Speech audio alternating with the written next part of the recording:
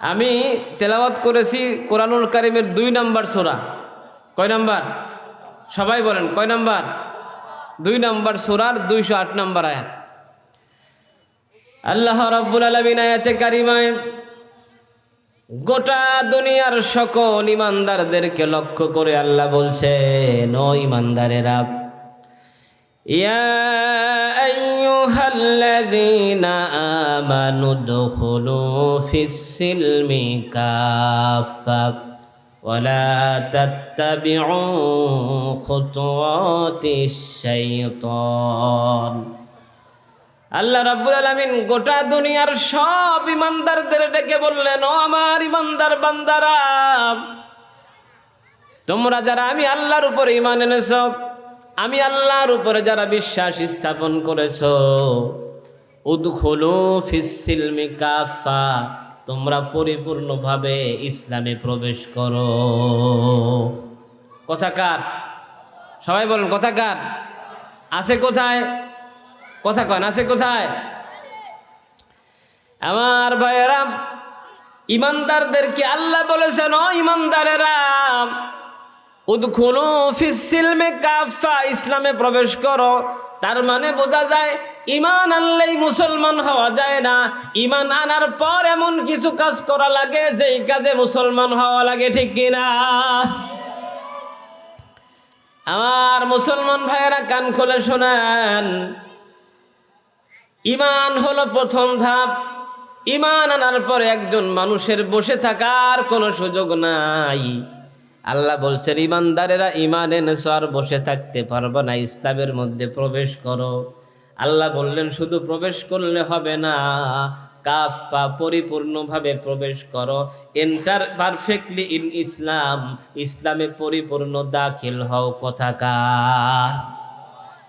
আমার ভাইয়েরা আপনারা খেয়াল করেন, এখন আমি যদি আপনাদের সামনে আমার এই গায়ের কোটটা পুরোপুরি গায়ে না দিয়া, একটা হাতা গায়ে দিয়া আর একটা হাতা বাহিরে রেখে আসতাম, তাহলে আপনারা কি বলতেন? হুজুর কোট পুরা গায়ে দিছে, বলতেন নাকি? কথা কন, বলতেন? অনুরূপভাবে আল্লাহ বলছেন, ও গোলাম, পরিপূর্ণভাবে ইসলামের মধ্যে ঢোকো, পরিপূর্ণভাবে ঢোকো। 16 আনা মুসলমান হও। 4 আনা হলে হবে না, 6 আনা হবে না, 12 আনাও হবে না, 16 আনা মুসলমান হও। মুসলমান বন্ধুরা আমার, কেউ যদি অর্ধেক মুসলমান হয় আর অর্ধেক যদি মুসলমান না হয়, আল্লাহর কাছে এই মুসলমানিত্বর কোনো মূল্য নাই, ঠিক কিনা? আমার ভাইয়েরা, দুনিয়ার জমিনে পরীক্ষার হলে কোন রকম করে যদি ছাত্র 33 নাম্বার পায়, এই 33 নাম্বার পাওয়ার পর ছাত্র 5 নাম্বার পেয়ে সে পাশ করে। কিন্তু মুসলমান হওয়ার ক্ষেত্রে 33 পেলে হবে না, 80 পেলে হবে না, একদম পাওয়া লাগবে 100। কথাকার? এই আয়াতে কারিমে আল্লাহ রাব্বুল আলামিন গোটা দুনিয়ার সব মুসলমানদেরকে বলছেন, আমার মুসলমান বান্দারা, সবাই তোমরা পরিপূর্ণ ইসলামে দাখিল হও। এটা হলো আল্লাহর আদেশ। এরপরে আল্লাহ বলেছেন, ওয়ালা তাত্তাবিউ খুতুওয়াতিশ শাইতান, ও আমার ইমানদার বান্দারা, আর তোমরা শয়তানের পদাঙ্ক অনুসরণ করো না। এই আয়াতে কারিমায় আল্লাহ রাব্বুল আলামিন আমাদেরকে একটা আদেশ করেছেন আর একটা নিষেধ করেছেন। শুনতেছেন কথা? কথা কন, শুনতেছেন নাকি ঘুমায় গেছেন? আমার ভাইরা, এই আয়াতে কারিমে আল্লাহ একটা আদেশ করেছেন আর একটা নিষেধ করেছেন। আল্লাহর আদেশ মানাও ফরজ, নিষেধ মানাও, কথা কয়, নিষেধ মানাও ফরজ। আল্লাহ রাব্বুল আলামিন বলেন কোরআনুল কারীমে, আল্লাহ রাব্বুল আলামিন বলতেছেন, ওমা কানা লিমুমিনিন ওয়ালা মুমিনাতিন ইযা ক্বাহু রাসূলুহু আমরান আইয়াকুনা লাহুমুল খিয়ারাতু মিন আমরিহিম ওয়া বাইয়াসিল্লাহা ওয়া রাসূলাহু ফাকাদ দাল্লা দালালাম মুবিনা। আল্লাহ রাব্বুল আলামিন বলেন, ও গোলাম শোনো, আমি আল্লাহ আদেশ করার পর, আমি আল্লাহ নিষেধ করার পর দুনিয়ার কোনো মানুষের এই ক্ষমতা নাই, এই ক্ষমতা নাই আমার নিষেধ এবং আদেশের পরিবর্তন করে। কোন নারী পুরুষ ইমানদার মুমিন নারী পুরুষের এই অধিকার আমি আল্লাহ দেই নাই। তো আল্লাহ আমাদের আদেশ করেছেন পরিপূর্ণভাবে ইসলামে ঢুকো। অর্ধেক ঢুকলে হবে না, 50 ভাগ হলে হবে না, 100 ভাগ মুসলমান হও। এরপরে আল্লাহ রাব্বুল আলামিন অন্য আয়াতে আবার বলেছেন ওয়ালা তামুতুন্না ইল্লা ওয়া আনতুম মুসলিমুন। আল্লাহ রাব্বুল আলামিন অন্য আয়াতে বলেন ও গোলাম ওয়ালা তামুতুন্না, আর মৃত্যুবরণ করো না, ইল্লা ওয়া আনতুম মুসলিমুন, মুসলমান হওয়া ছাড়া। কথাকার এক আয়াতে আল্লাহ বললেন মুসলমান হও 100 ভাগ, আর এক আয়াতে বললেন খবরদার খবরদার শোনো, মুসলমান না হয়ে মরবা না। এখন বন্ধুরা আমার, 100 ভাগ মুসলমান না হয়ে যদি কেউ মারা যায় সে কোনোদিন জান্নাত পাবে না। তো এই যে আল্লাহ বলেছেন ওয়ালা তামুতুন্না ইল্লা ওয়া আনতুম মুসলিমুন, মুসলমান না হয়ে মরো না, এই কথা আল্লাহ কেন বললেন? এই আয়াতের ব্যাখ্যা করেছেন ইমাম হাফেজ ইমাদউদ্দিন ইবনে কাসির রাহিমাহুল্লাহ। তিনি এই আয়াতের তাফসীর করতে গিয়ে বলেন শোনো দুনিয়ার মানুষ, হাফিজু আলাল ইসলামি ফি হালি সিহহাতিকুম ওয়া সালামাতিকুম লিতামুতু আলাই। ইমাম ইবনে কাসির বলেন শোনো দুনিয়ার মানুষ, তোমরা ইসলামের উপরে প্রতিষ্ঠিত থাকো, ইসলামের উপরে মরো। ফা ইন্নাল কারিমান কদ আজরা আদাতুহু বিকারামি। ইমাম ইবনে কাসির রাহমাতুল্লাহ আলাইহি বলেন শোনো, আল্লাহ রাব্বুল আলামিনের আদত হলো, আল্লাহর নিয়ম হলো আন্নাহু মান আশা আলা শাইমা তাআলাই, বান্দা যে আদর্শের উপরে চলে ওই আদর্শের উপরে আল্লাহ তাকে মৃত্যু দেয়। কথা বুঝতেছেন? তার মানে আপনি সারা জীবন যে আদর্শের উপরে চলবেন ওই আদর্শের উপরে আপনি মরবেন। ইমাম ইবনে কাসির বলেন শুধু তাই নয়, ওয়ামান মাতা আলা শাই বুইসা আলাই, আর যে আদর্শের উপরে বান্দা মারা যাবে ওই পরকালে আল্লাহ রাব্বুল আলামিন ওই বান্দাকে ওই আদর্শের উপরেই উঠাবেন। এখন ইমাম ইবনে কাসিরের এই ব্যাখ্যা থেকে আপনারা বলেন সারা জীবন যারা বিড়িখোরদের সাথে চলেছে, জুয়ারুদের সাথে চলেছে, বাটপাটদের সাথে চলেছে, ধর্মনিরপেক্ষ মতবাদীদের সাথে চলেছে, জাতীয়তাবাদের সাথে চলেছে, কুফরি মতবাদ লালন করেছে, তারা যখন মরবে ইসলামের উপরে মরতে পারবে না, কাফের মুশরিক মুনাফিক হয়ে মরা লাগবে, ঠিক কিনা? সারা জীবন আপনি চলবেন বাটপারের সাথে, আর মরার পরে হুজুরদের কাতারে থাইকা হুজুরদের সাথে একসাথে জান্নাতে যায় ফল খাইবেন। অলিক কল্পনা, বোকার স্বর্গে বাস করছেন আপনি, ঠিক কিনা? এজন্য ইমাম ইবনে কাসির বলেন যেই দলে থাকো, যেই দলের সাথে চলবা ওই দলের উপরে মরবা, পরকালে ওই দলের সাথেই, কথা কন, দলের সাথেই উঠবা। তার মানে তুমি যদি এরকম আলেমদের সাথে থাকো, যারা নেককার, যারা হকপন্থী ওলামায়ে কেরাম, তাদের সাথে যদি তুমি থাকো, দুনিয়ায় তাদের সাথে থাকবা, ওই তাদের আদর্শের উপরে মরবা, আবার পরকালে আল্লাহ আলেমদের সাথে উঠাবেন। সুবহানাল্লাহ। এজন্য বন্ধুরা আবার এখন চিন্তা করেন, সারা জীবন আপনি চললেন এমন নেতার পেছনে চললেন যেই নেতার দাড়ি নাই। এখন নতুন নতুন নেতা বের হয়েছে, টুপি আছে দাড়ি নাই, এরকম নেতার আমাদের দরকার। টুপি ছাড়া নেতার অবা এর টুপি আছে কিন্তু দাড়ি নাই, এরকম নেতা আছে না নাই? এই জন্য দেখেন নির্বাচন আসতেছে, কত নেতা দেখবেন দাড়ি নাই, একদম ক্লিন শেভ করা, টুপি মাথায় দিয়ে চলে আসবে, এসে আপনাদের কাছে নানান বাহানা করে বলবে ভাইরা জায়নামাজ কান্দে নিয়ে আসবে। কত বড় বাটপার! অথচ এই জায়নামাজে যে সকল আলেম দাঁড়ায় তাদেরকে ধরে ধরে গ্রেফতার করে, তাদেরকে উপরে মিথ্যা অপবাদ দেয়। আবার এই জায়নামাজ কান্দে নিয়ে মঞ্চে এসে জনগণের ম্যান্ডেট নেওয়ার জন্য মুসলমান সাজে আছে না নাই?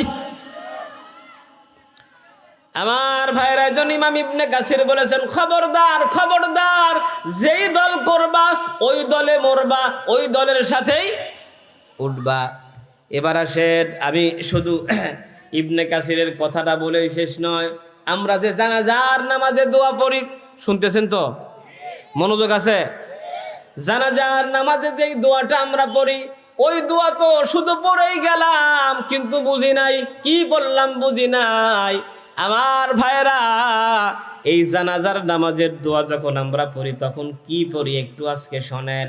আমরা বলি, আল্লাহুম্মা মান আহইয়াইতাহু মিন্না ফাআহইহি আলাল ইসলাম ওয়া মান তাওয়াফাইতাহু মিন্না ফাতাওয়াফাহু আলাল ঈমান।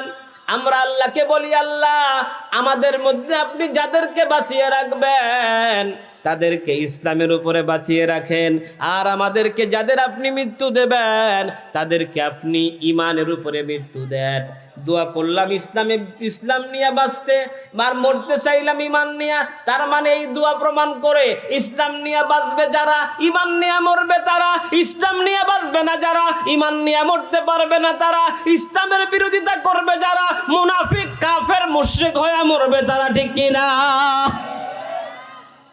এখন আপনি ডিসিশন নেবেন, আপনি কি করবেন, কোন দলের সাথে থাকবেন?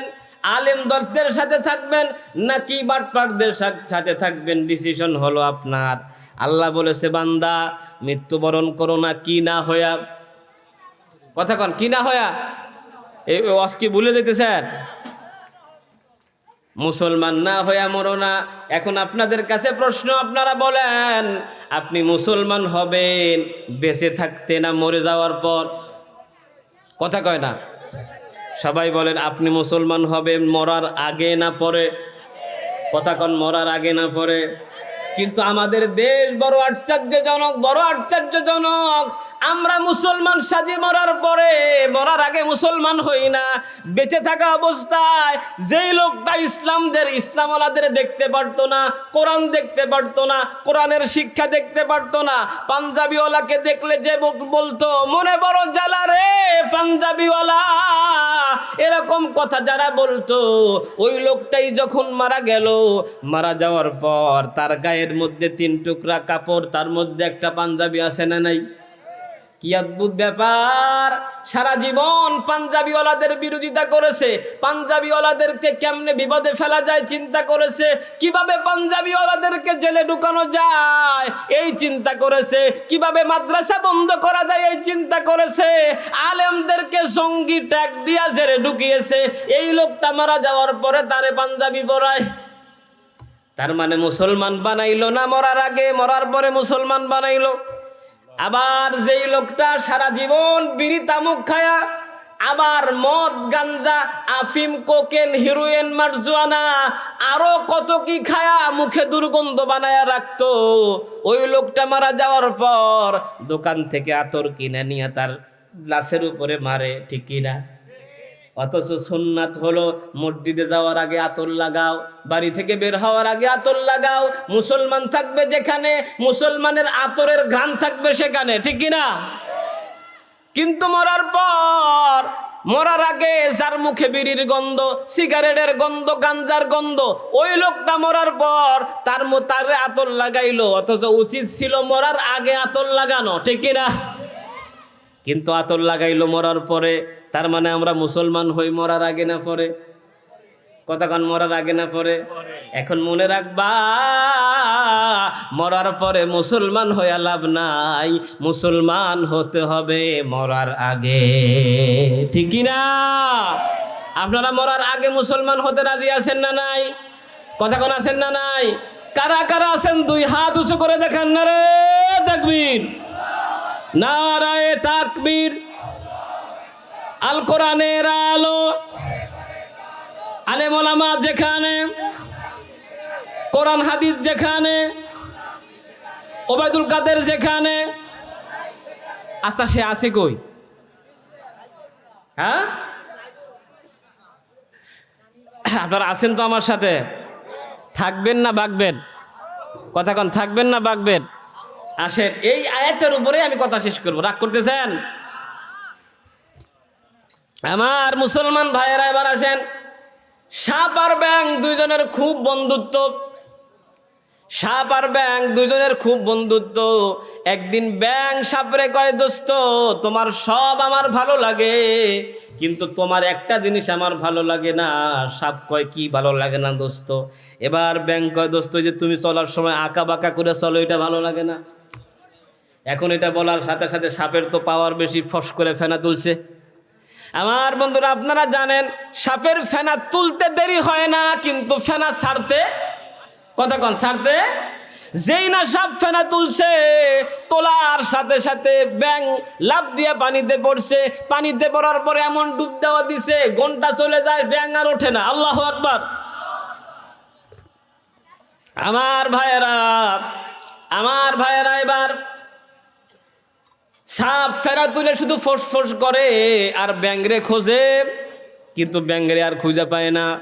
হঠাৎ করে সাপের ফোঁস করতেছে। ইতিমধ্যে এক রাখাল ছেলে ওই মাঠের মধ্যে গরু চড়াইতেছিল, ও দেখে কি রে ফোঁস করে, কি এদিক সেদিক তাকায় দেখে সাপ ফেনা তুলছে। রাখাল ছেলের হাতে কি থাকে, কথা কয় না, কি থাকে? লাঠি দিয়া সরমনের মতো পিটাইছে। পিটাইয়া ওই লম্বা সাপটারে ক্ষেতের আইলের উপরে সোজা করে রাখছে। সোজা করে রাখার পর কিছুক্ষণ পর ব্যাঙ পানির মধ্যে থেকে এসে সাপের মাথার সামনে দাঁড়ায়, কয় দোস্ত সেই যে সোজা হইলা বাইচা থাকতে হইলা না হইলা মরার পরে আমাদের অবস্থাও তাই। আমরা সোজা হই বন্ধু মরার পরে, সোজা হই না মরার আগে। কথা বলেন ঠিক কি না? এই যে গত এক সপ্তাহ আগে ভূমিকম্প হয়ে গেল, হয়েছে না হয় নাই? ভূমিকম্প হয়ে গেল, আমি গাজীপুর সিটিতে নামাজ পড়াই। ভূমিকম্প যখন হইল বন্ধু, দেখলাম শত শত লোক রাস্তায় নেমে গেছে। রাস্তায় নেমে শুধু বলতেছে লা ইলাহা ইল্লা আনতা সুবহানাকা ইন্নী কুনতু মিনাজ জালিমিন। কি জিকিরের ঠেলা! এমন জিকির শুরু হয়ে গেছে, যেই না ভূমিকম্প শেষ আমাদের জিকিরও। অথচ জিকির কি শুধু ভূমিকম্পের সময়? জিকির করো সকালে, জিকির করো সন্ধ্যায়, নির্দেশ দিয়েছেন যিনি তিনি কে? আরো জোরে বলেন কে? ওই আল্লাহর নামে মোহাব্বতের সাথে একটু জিকির করতে রাজি আছি না নাই? একটু জোরে সরে বলেন সুবহানাল্লাহ, আলহামদুলিল্লাহ।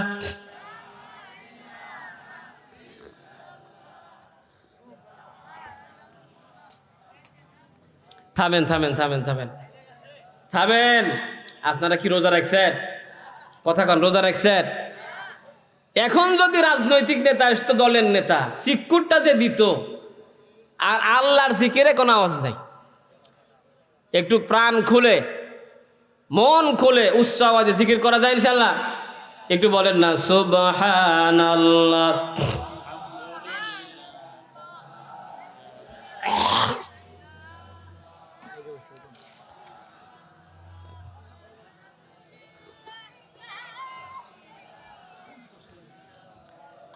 লা ইলাহা ইল্লাল্লাহু মুহাম্মাদুর রাসূলুল্লাহ সাল্লাল্লাহু।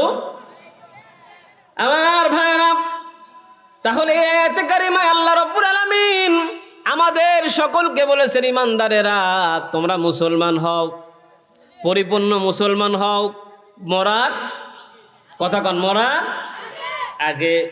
আল্লাহ রাব্বুল আলামিন শেষে গিয়ে বলছেন, শোনো, যদি তোমরা ফাইন সালালতুম মিন বাদি মা জাআতকুমুল বায়িনাত, আল্লাহ বলেছেন শোনো, আল্লাহর পক্ষ থেকে দলিল প্রমাণ আসার পরেও যদি তোমরা মুসলমান না হও, যদি দলালতুমের তাফসির, জালালতুমের তাফসির হলো দলালতুম, যদি তোমরা আল্লাহর পক্ষ থেকে কোরআন আসার পরেও যদি তোমরা গোমরা হয়ে যাও, গোলাম জেনে রেখো, ফাআলামু আন্নাল্লাহা আসিজুন হাকীম।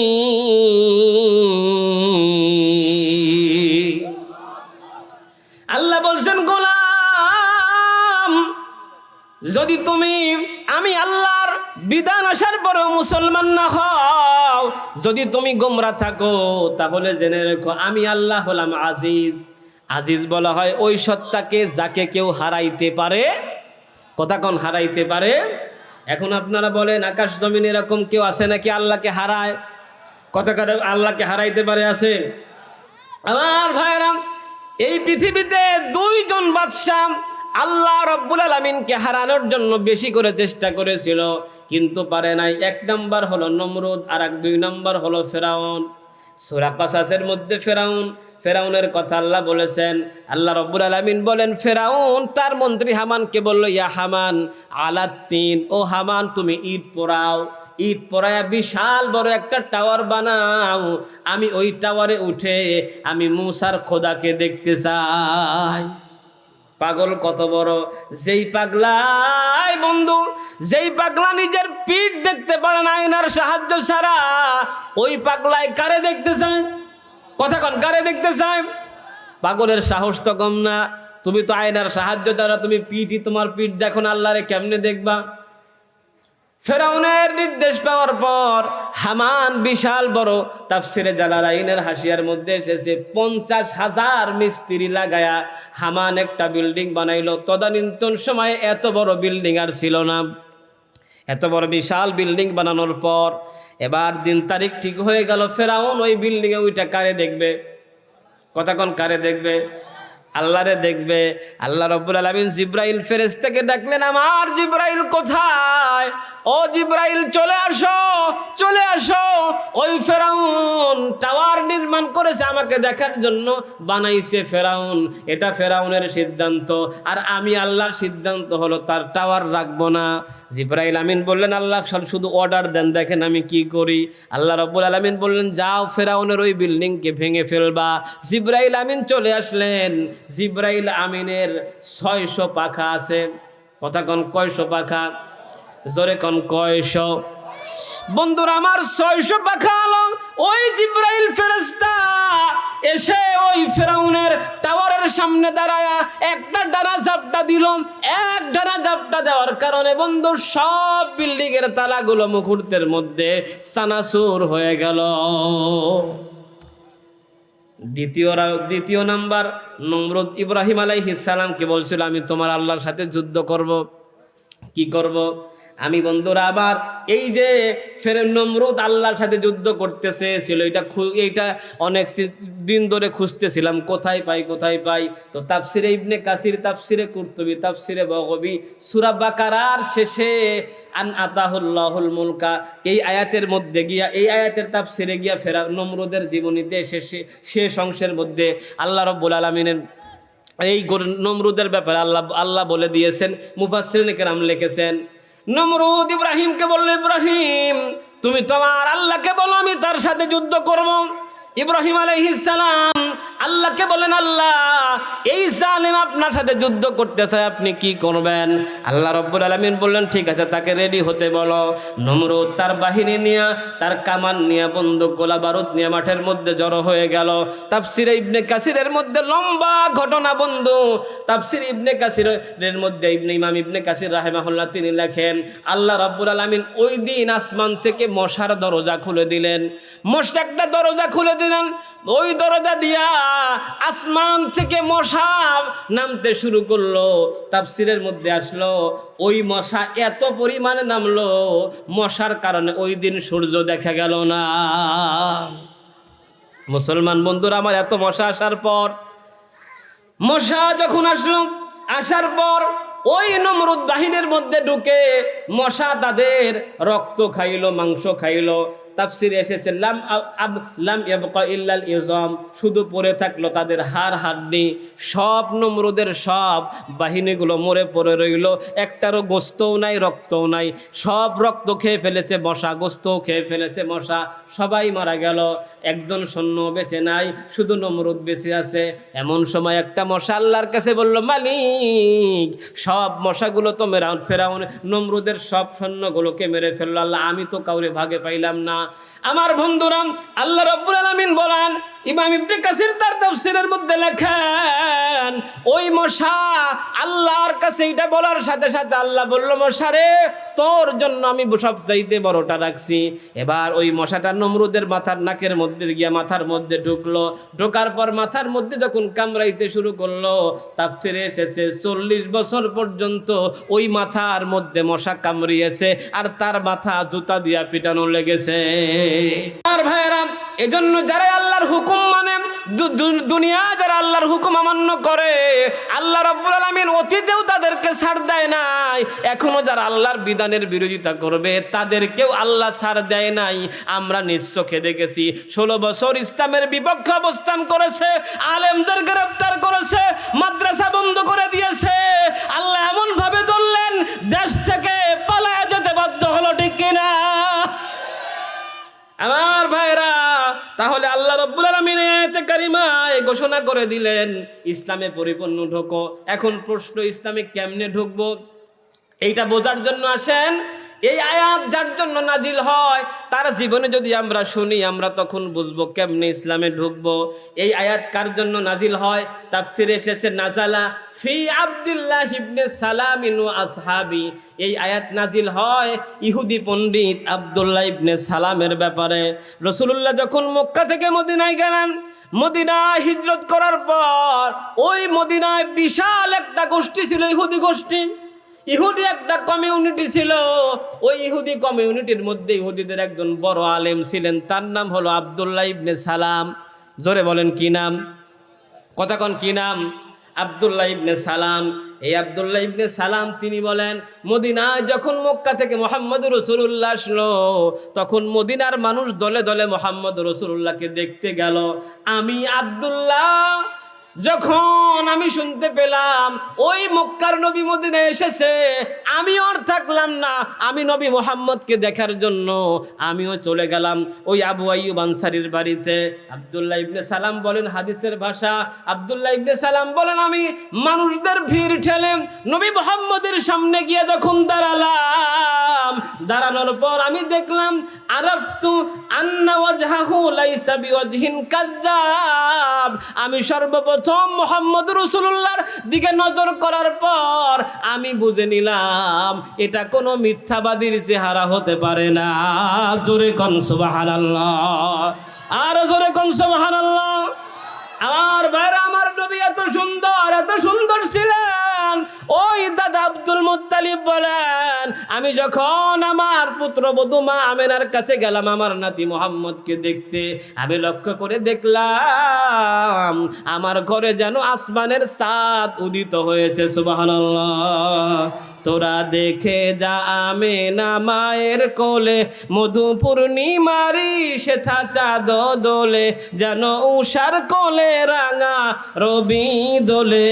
তোরা দেখে যা আমেনা। কি আপনারা কি মাঠে আছেন? কথা কান আছেন? তাহলে বলেন না কেন? তোরা দেখে যা আমেনা মায়ের কোলে, মধু পূর্ণিমারি সেথা চাঁদ দোলে, যেন উষার কোলে রাঙা রবি দোলে। তোরা দেখে যা আমেনা। কুল মখলুকে আজ ধ্বনি ওঠে কে এলো ওই, কালেমা শাহাদাতের বাণী ঠোঁটে কে এলো ওই, পরে দরুদ ফেরেশতা বেহেশতের সব দুয়ার খুলে। তোরা দেখে যা আমেনা মায়ের কোলে, মধু পূর্ণিমারি সেথা চাঁদ দোলে। সুবহানাল্লাহ বলেন। রাগ করতেছেন?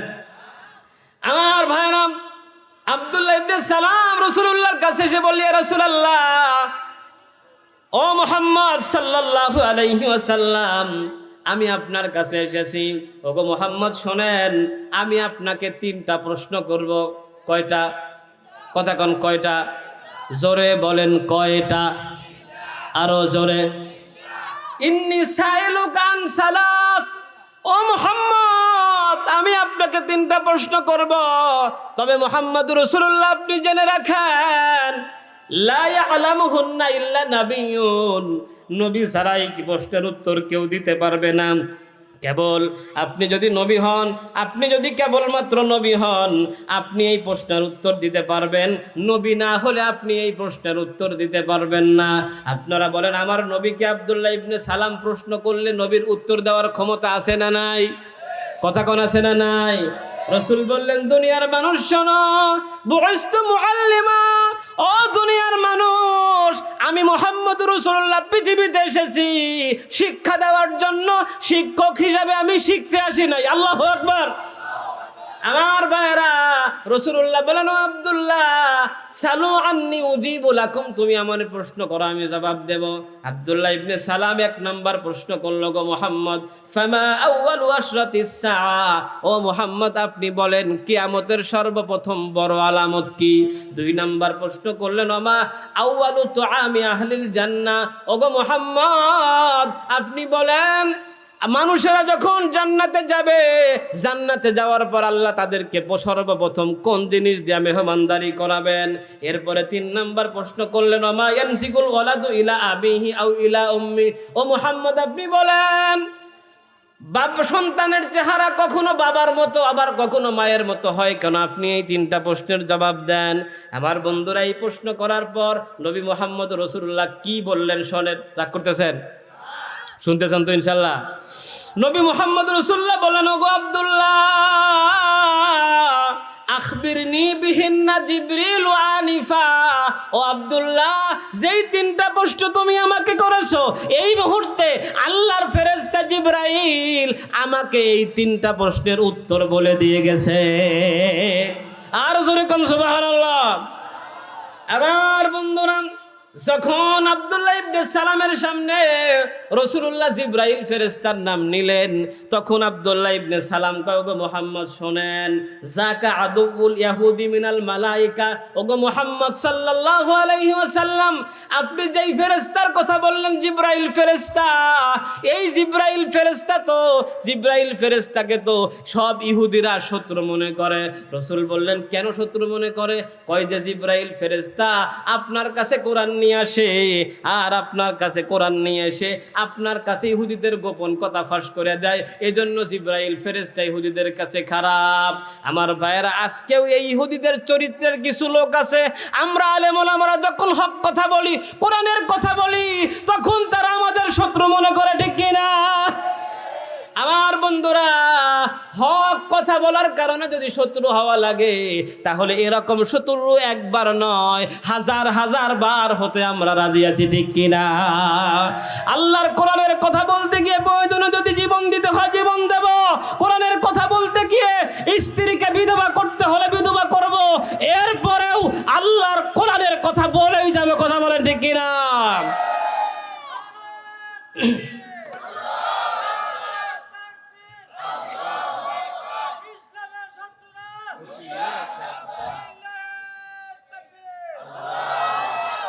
আমার ভাইরাম, আব্দুল্লাহ ইবনে সালামকে বললেন, আব্দুল্লাহ ইবনে সালাম বললেন, ওগো মুহাম্মদ সাল্লাল্লাহু আলাইহি ওয়াসাল্লাম, সব ইহুদিরা কোন ফেরেশতাকে শত্রু মনে করে? কথা কোন ফেরেশতা? আয় হায়, ওয়াজ বললে তো ঝামেলা, এত কাহিনীও যদি মনে রাখতে না পারেন তো ঝামেলা। খালি ওয়াজ শুনলে হবে, শোনাও লাগবে, আবার আপনাদেরও ওয়াজ করা লাগবে। আল্লাহ বোঝার তৌফিক দান করো। রাগ করতেছেন? আসেন বন্ধুরা আমার, এখানে লম্বা কথা, সেদিকে গেলাম না। রসুলকে প্রশ্ন করেছিল কয়টা? কথা কয়টা? তিনটা প্রশ্ন করেছিল। এক নাম্বার প্রশ্ন, কিয়ামতের বড় আলামত কি? রাসূলুল্লাহ বললেন, শোনো, কিয়ামতের প্রথম বড় আলামত হলো আম্মা আউয়ালু আশরাতিস সাআ ফানারুন তাহশুরুন নাসা মিনাল মাশরিকি ইলাল মাগরিব। রাসূল বললেন, কিয়ামতের বড় আলামত হলো প্রথম নাম্বার, পূর্ব দিক থেকে একটা আগুন বের হবে, যে আগুন মানুষদেরকে তাড়িয়ে তাড়িয়ে পশ্চিম দিকে নিয়ে যাবে। তার মানে জাপান থেকে একটা আগুন বের হবে, ওই আগুন মানুষদেরকে তাড়িয়ে তাড়িয়ে নিয়ে যাবে পশ্চিম দিকে। আব্দুল্লাহ ইবনে সালাম কয়, হুজুর আপনার উত্তর তো ঠিক আছে। রাসূলুল্লাহ বললেন, শোনো, দুই নাম্বার, মানুষ জান্নাতে যাওয়ার পর আল্লাহ রাব্বুল আলামিন মানুষদেরকে, জান্নাতে যাওয়ার পর আল্লাহ রাব্বুল আলামিন মানুষদেরকে আহার করাবেন, অর্থাৎ আপ্যায়ন করাবেন মাছের কলিজার বর্ধিত অংশ দিয়া। আব্দুল্লাহ ইবনে সালাম বললেন, হুজুর ঠিক আছে। এরপরে রাসূল বললেন, শোনো, পিতার চেহারা, সন্তানের চেহারা কখনো পিতার মতো কখনো মায়ের মতো হয়। কারণ হলো, পিতার নুৎফা যদি মায়ের উপরে বিজয় লাভ করে তখন সন্তানের চেহারা পিতার মতো হয়, আবার মায়ের নুতফা যদি বাবার উপরে বিজয় লাভ করে সন্তানের চেহারা বাবার মতো মায়ের মতো হয়। আব্দুল্লাহ ইবনে সালাম বললেন, হুজুর আপনি যা বলেছেন সব সত্য বলেছেন, সুবহানাল্লাহ। আব্দুল্লাহ ইবনে সালাম ইহুদি। এবার রাসূলুল্লাহকে আব্দুল্লাহ ইবনে সালাম বলেন, ওগো রাসূল আমি মুসলমান হব। সুবহানাল্লাহ বলেন। আমার ভাইয়েরা, আব্দুল্লাহ ইবনে সালাম বললেন, হুজুর আমি মুসলমান হতে চাই। এই যে মদিনায় যত ইহুদি আছে সব ইহুদিদের লিডার আমি, সমস্ত ইহুদিরা আমাকে নেতা মানে, আহবার হিসাবে মানে, আমি ইহুদিদের নেতা। কিন্তু হুজুর ইন্নাল ইয়াহুদা কওমুন বুহতুন, ইহুদিরা হলো প্রপাগান্ডা ছড়ানো জাতি, অপপ্রচার ছড়ানো জাতি। আমি যে মুসলমান হব, আগে যদি মুসলমান হই, তাদের সামনে যদি মুসলমান না হই, তাহলে তারা আমার নামে মিথ্যা প্রপাগান্ডা ছড়াইয়া দেবে। এজন্য রসুল আপনি সব ইহুদিদেরকে ডাকেন, তারপরে আমি মুসলমান হব। আল্লাহর নবী সাল্লাল্লাহু আলাইহি ওয়াসাল্লাম মদিনার সব ইহুদিদেরকে এক জায়গায় করলেন, আর আব্দুল্লাহ ইবনে সালাম দেওয়ালের আড়ালে দাঁড়ায় থাকলেন। আব্দুল্লাহ ইবনে সালাম দেওয়ালের আড়ালের মধ্যে দাঁড়ানো, ইহুদিরা সব হাজির হয়ে গেল। এবার আল্লাহর নবী ইহুদিদেরকে ডেকে বললেন, ও মদিনার ইহুদিরা বলো তোমাদের বড় আলেম বড় পণ্ডিত আব্দুল্লাহ কেমন মানুষ? ইহুদিরা বলল, মুহাম্মদ আমাদের আব্দুল্লাহ হলো খৈরুনা অবনি খৈরিনা আফদালুনা অবনু আফদালিনা। ইহুদিরা বলল, আমাদের নেতা আব্দুল্লাহ ইবনে সালাম সে ভালো, তার বাবাও ভালো, সে উত্তম, তার বাবা উত্তম, সেও নেতা, তার বাবাও নেতা। এবার আব্দুল্লাহ ইবনে সালাম দেওয়ালের আড়াল থেকে বের হয়ে এসে, বন্ধুরা আমার, ইহুদিদের সামনে দাঁড়ায় বলেন, ইহুদিরা শোনো, আমি আর ইহুদি ধর্মে থাকবো না। আমি মোহাম্মদ রসুল্লাহকে 3টা প্রশ্ন করেছিলাম, মোহাম্মদ রসুল্লাহ জবাব দিয়ে দিয়েছে, সুতরাং আমি এখন মুসলমান হব। মদিনার সব ইহুদিদের সামনে আব্দুল্লাহ ইবনে সালাম পড়ে নিলেন, আশহাদু আল্লাহ ইলাহা ইল্লাল্লাহু ওয়া আশহাদু আন্না মুহাম্মাদান আবদুহু ওয়া রাসূলুহু। আব্দুল্লাহ ইবনে সালাম মুসলমান হয়ে গেলেন। এবার রাসূল ইহুদিদেরকে বললেন, শোনো তোমাদের নেতা আব্দুল্লাহ ইবনে সালাম কেমন লোক?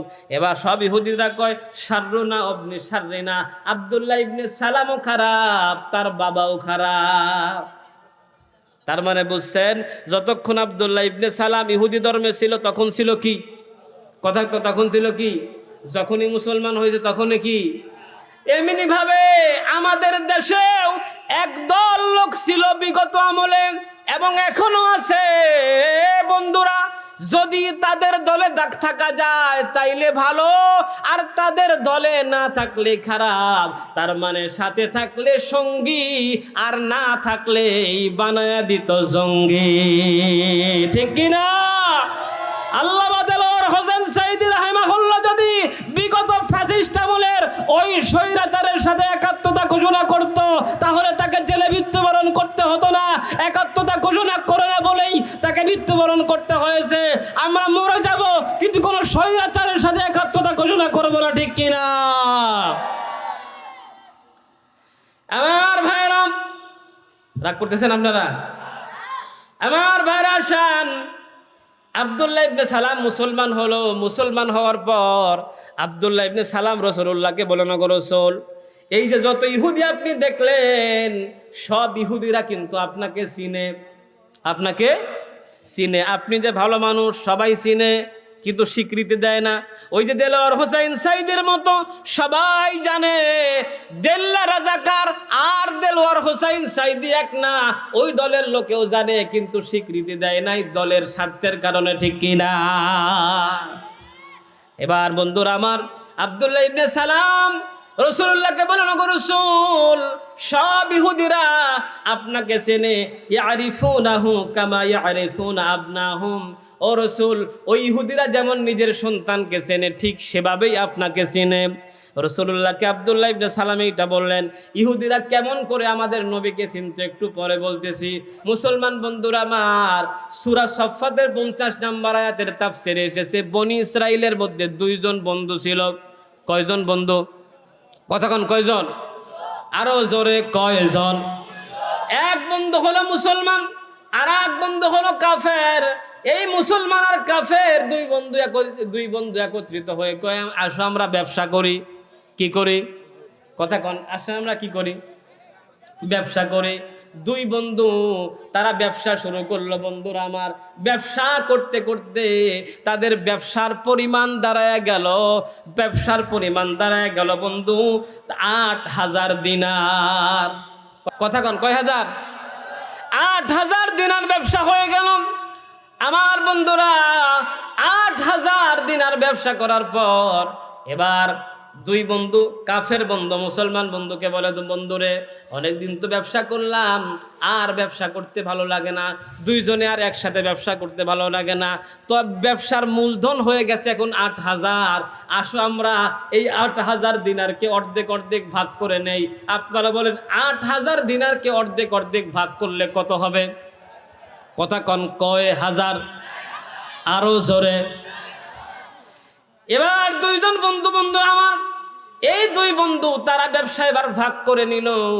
ভাগ করে নিয়ে যাওয়ার পর ওই কাফের বন্ধু ব্যবসা খুব ভালো বোঝে, কাফের বন্ধু ব্যবসা খুব ভালো বোঝে। 8,000 দিনার 4 করে ভাগ করে নিয়া একজন আর মুসলমান বন্ধু পাইলো 8,000, আর কাফের বন্ধু পাইলো 8,000।